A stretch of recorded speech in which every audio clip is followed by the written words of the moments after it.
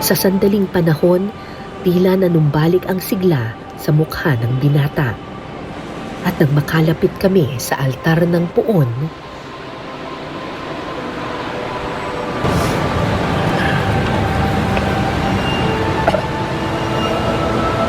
handa na po ako. Panginoon, handa na po. Maraming salamat po.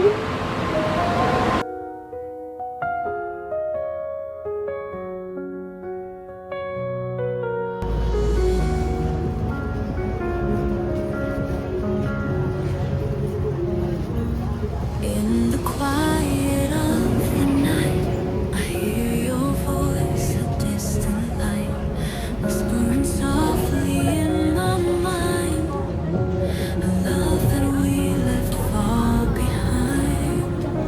And now the silence haunts my dreams, all the memories like shattered tears.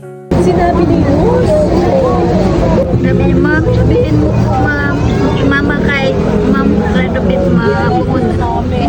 aalis na po ako dito sa lugar natin. Sabi niya.